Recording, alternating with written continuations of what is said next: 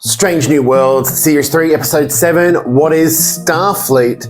What is Starfleet? Will our questions be answered, or will we be left going, what the fuck was that? Make sure to like, comment, and subscribe. Let's get into the review.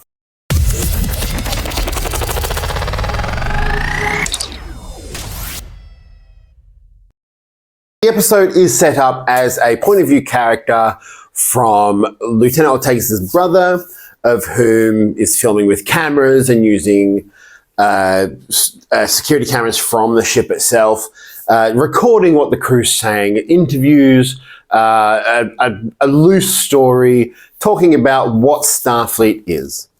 Now, I went into this episode looking for something a bit like I was really hoping for, like a really, I want to say, in-depth exploration of what Starfleet is. Or at least like them talking about their beliefs and what they do, and it kind of touches upon that. Initially, we're talking about why people join Starfleet and is it a military organization or is it exploration? Is it warlike? Is it trying to take over things? And all of those questions at the beginning don't really get answered, which I was a little like, if I just took this, if they changed the title to something else, I would have been a little bit more like, okay, that makes sense. But the story is basically the Enterprise is sent on a mission to deliver a weapon to a group of people of whom are at war, and questioning whether that's the appropriate thing to do for Starfleet if they're an explorative organization. And it's very much put on each of the crews to go, we follow orders, this is what we do, do you ever question orders? Lots of jokes about being declassified and such. And I genuinely, I liked them questioning whether that was the right thing to do. It's a bit of a dilemma. We find out that the weapon that they're using is actually a giant alien, I want to say space whale horse, mainly because Pike refers to his horses a lot in this episode. And initially, it sounds a little bit like a whale. It attacks a Lutani ship, which is one of the people who are at war. It uses like a pulse. They find out that it essentially has a shock collar around its neck. And it's been trained. We find out through the episode that it's been trained to kill people. It's been trained to be used as a weapon.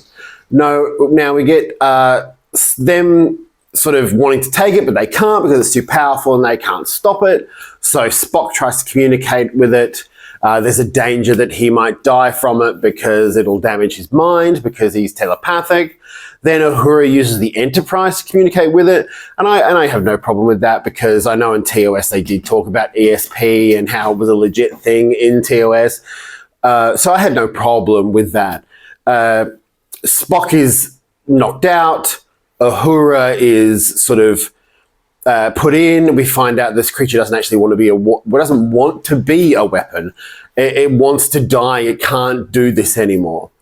And we see the crew sort of, Pike especially, talk to Starfleet, and Starfleet goes, no, we agree. If it's a sentient life form, we can't use it for war. And they essentially assist it in dying.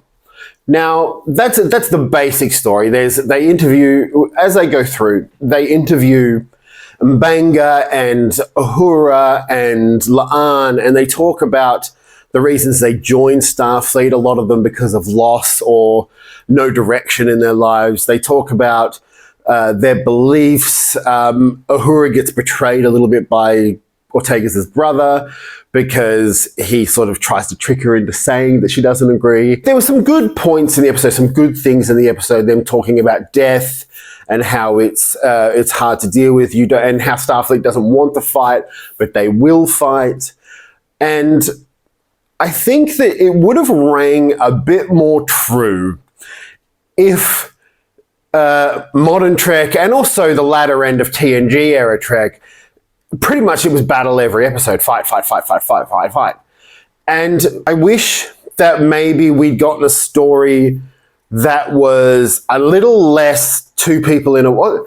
I did originally think that they were going to go for a Palestine-Israel metaphor, and they sort of do, but they don't touch upon it too much. And that's the problem with this episode. I see what it's trying to do. It's trying to show us that these are people making decisions out in the galaxy, and they can have big impacts, small impacts. They're exploring, but also they have to defend themselves and defend others. It's sort of like, and I'll say this in the nicest way possible, sort of like the way people used to think America was. We used to think that they were trying to do good even when sometimes they did the wrong thing. And I wish that they'd explored, maybe I'm I don't know how to put it. Maybe I'm biased because maybe I wanted what is the Federation and not what is Starfleet. Because Starfleet is essentially, whether you like it or not, kind of pseudo-military. So it's always going to be sort of defending and battling and stuff like that. The exploration is the thing that I sort of question, especially with a show like Strange New Worlds, of which in the title says Strange New Worlds, but we get very little Strange New Worlds. And like exploring, as much as exploring alien creatures like the Gorn and this particular whale horse alien,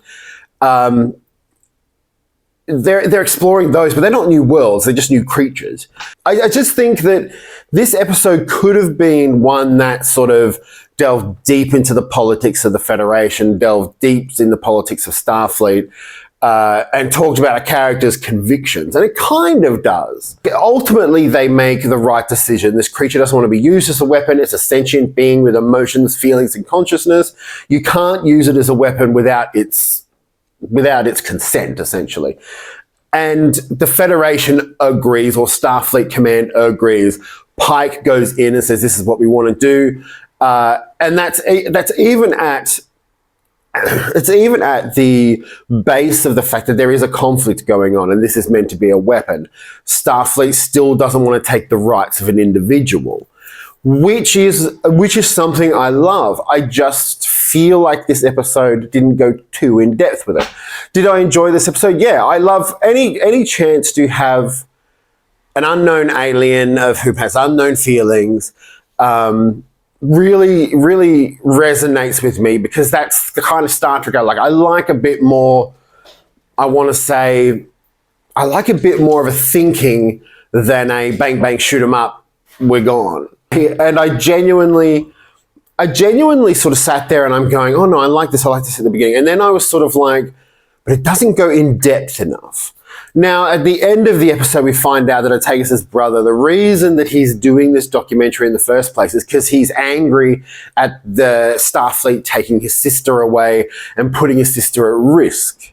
Now, Uhura brings this up. And I want to say, why didn't they sort of play on this a little? Like, there's no sign that was the reason he was there. There's been no real play on the plot of that leading to this. Uhura says that he was afraid of losing his sister and he can fix his problems with his sister now. He just needs to try and stop looking for someone to blame. And I genuinely, like, I teared up, frog in my throat, felt for the fact that he was scared for his sister. And then we cut to Ortega's talking about how the Enterprise crew is her family now, and he's her brother and he loves them. And she loves them. And I genuinely, like, I like that emotion. I like Uhura's, I don't know how to put it. It came down to the episode sort of resonating with, we're family and we're just people. Starfleet is its people. Like we didn't know that. We've watched over fucking 800 hours worth of Star Trek. It's not like that hasn't been present in every series. And it's not like they haven't said it in every series.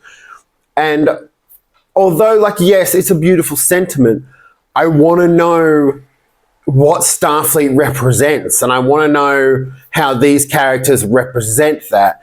And instead of explaining that, they sort of go, well, Starfleet wants you to help out with this war and use this weapon to fight these people, which is wrong anyway. Why would Starfleet do that? When they find out that it's a sentient being, then they're like, oh no, we can't do this, and then they help it with the suicide. My problem is with that, is why would you be assisting in another person's war anyway? Now, this is kind of, I don't know, pseudo-America, because they should be involved. They need to help people. It doesn't matter where they are. They help people no matter what. America doesn't do that, and it does it badly, and it has done for decades. And so making Starfleet sort of make a decision to help with bringing this weapon to an alien species is horrible. And then they make a decision before even knowing what the weapon is to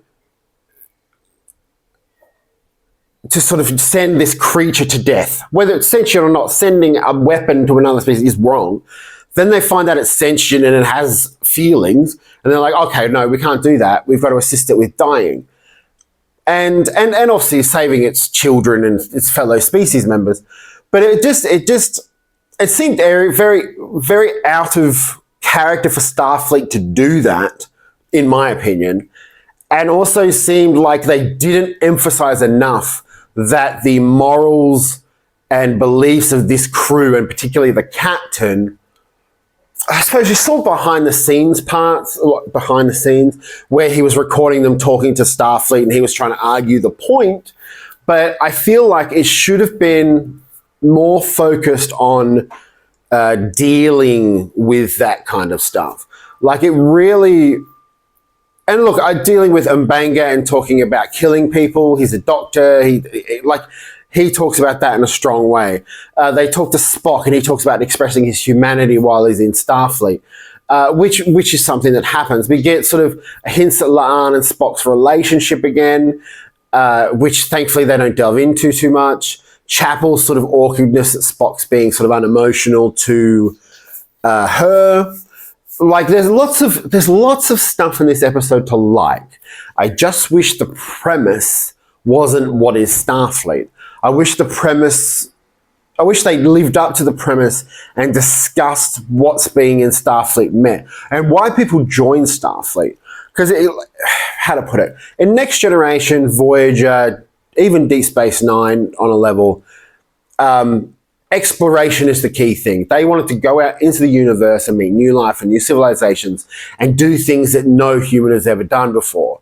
And this was kind of like, well, we were a bit lost and then we found Starfleet and now we do the most amazing job in the world. We want to explore, but lots of the time we get into fights.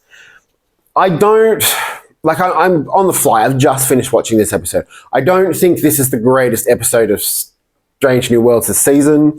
I think that it has a lot of good attributes, but they're not delved into enough. They're not explored enough. It's like they had one message at the end and then one message at the beginning, and they don't really build the middle to mesh that up. They sort of jump around everywhere asking characters their motivations and how they feel, but they don't lead to we are all family, which is nice. They're all family. Whoop-de-doo. But I wanted to know why they were in Starfleet. I wanted to know how Starfleet sort of inspires them. And look, they gave us a good episode. It's a good episode. I think it could have been more focused on the beliefs of Starfleet by not making them people who supply people weapons like America and Israel, or like, Australia and Israel. It's a really odd thing that they could have done so much more. It's good. It's solid. Season 3's been pretty much solid the whole way through. But this is not one of the better episodes. This is just a good episode. I've been TrekTrav. Thank you for watching, and I'll see you next week with more Strange New Worlds, more animated series, and more random videos.